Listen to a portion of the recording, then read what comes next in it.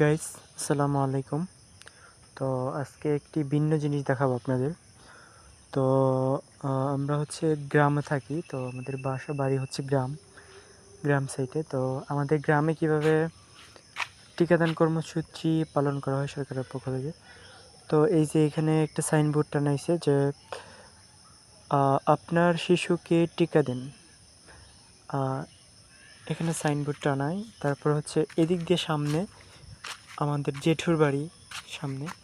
তো ওই বাড়িতে আপনার টিকা প্রদান করা হইতেছে এখন। সকাল আপনার ১০টা থেকে বিকাল ৪টা পর্যন্ত টিকাদান কর্মসূচি পালন করা হয়। তো আজকে মূলত দিচ্ছে হামের টিকা। তো খুবই আ ও এখন সরকারের যে উদ্যোগ নিয়েছে এই উদ্যোগের আওতাধীন আ উম আ মাঝে ২ বছর ইন্টারিম গভর্নমেন্টের সময় ২ বছর গ্যাপ ছিল। তো ওই গ্যাপটা পূরণের জন্য সরকার উদ্যোগ নিয়েছে, গণহারে টিকা প্রদান করছে। তো আমাদের গ্রামেই ২-৩ জায়গায় প্রায় প্রতিদিনই গতকালকেও ছিল টিকাদান কর্মসূচি। আজকেও টিকাদান কর্মসূচি পালন করছে। তো গণহারে এখন টিকা দিচ্ছে। আপনাদের সন্তানকে নিরাপদ রাখুন, টিকা দিন। তো হামের টিকা বিশেষ করে দিন।